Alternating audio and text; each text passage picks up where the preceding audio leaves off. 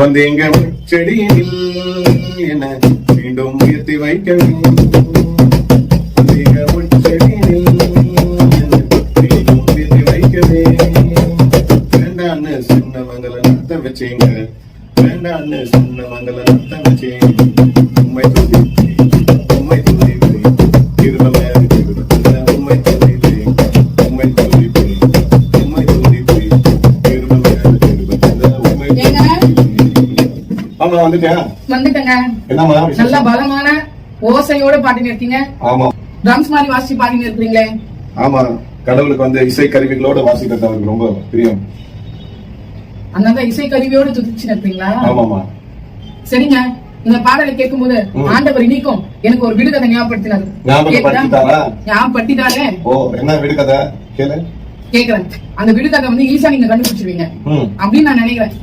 ஏன்னா டெய்லி தான் நீங்க கண்டுபிடிச்சிருங்க. கடவுளுடைய கிருபை. அதான் இப்ப பாடிட்டு இருந்தீங்க, கிருபை கிருபைன்னு. உண்மை துதிப்பேன், உண்மை துதிப்பேன், கிருபை மேல கிருபை தந்த உண்மை துதிப்பேன்னு பாடிட்டு இருந்தீங்களா? அதான் வேற ஒண்ணும் இல்ல, அவருடைய கிருபை தான். அதான் பைபிள் குறிப்பிட்டிருக்கேன், நாம் நிற்பதும் நிர்மூலமாகாமல் இருப்பதும் அவருடைய சுத்த கிருபை. சரிங்க, கேட்டா விடுகதை. மோசே பார்த்தது கானான் அல்ல, தேவன் இறங்கினது தேவாலயம் அல்ல, எரிந்து பிரகாசித்தது பலிபீடம் அல்ல, அற்புத காட்சி அது செங்கடல் அல்ல. அது என்ன காட்சி?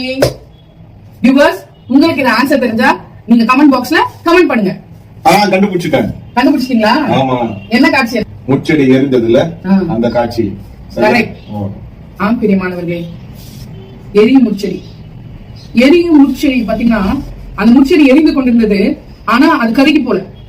ஆண்டவர் அந்த எரிகின்ற முச்செடி மூலமா தான் மோசே கிட்ட பேசினார். இதுல வந்து முக்கியமான விஷயம் என்ன நம்ம பார்க்க வேண்டியதுன்னா, ஆண்டவர் எரியும் முச்செடியில கூட அந்த முச்செடி கருகி போகாதது எதை குறிக்கிறதுனா, அவர் பின்பதாக என்னெல்லாம் நடக்க போகிறது, அவர் எப்படி பரிசுத்தமா இருக்கிறார் அந்த இடத்துல அப்படின்னு அது சுட்டி காட்டுகிறது. ஒரு விஷயம் இங்க கவனிக்க வேண்டியது என்னன்னா, சாத்ராக் மேஷாக் ஆபேத்நேகோ மூவரையும் எரிகின்ற அக்னி சூளையில போட்டாங்க. ஆனா அவர்களும் என்ன ஆகல, கருகி போகல. கூட ஒருத்தர் இருந்தாரு, அவர் தான் ஆண்டவர். அதே போலதான் இங்கே முச்செடியில எரிகின்ற முச்செடி மூலமா அவர் பேசுறாரு. அதாவது அது பரிசுத்தையும் குறிக்கிறது, அவருடைய மகிமையும் குறிக்கிறது. அப்ப பரிசுத்தமா நம்ம இருந்தோம்னா நம்மை எந்த வித தீங்கும் அணுகாது. கரெக்டா சொன்னமா? ஜெபம் பண்ணுவோமா? பண்ணாங்க. ஜெபிப்போம். அன்பின் பரம தந்தையே, எங்களை காக்கும் தெய்வமே, எங்களுடைய வாழ்க்கையிலே எந்தவித தீங்கும் அணுகாதபடி நீர் காத்துக் கொண்டு வருகிறீர். அதே போல இதை பார்க்கிற ஒவ்வொருவரையும் எந்த தீங்கும் எந்த பொல்லாப்பும் அணுகாதபடி நீரே காத்துக்கொள்ள வேண்டும் என்று எங்களை காக்கும் இயேசு கிறிஸ்துவின் திருநாமத்தில் ஜெபிக்கிறேன். ஜெபம் கேளும் ஜீவனுள்ள நல்ல பிதாவே. ஆமென். Have a nice day.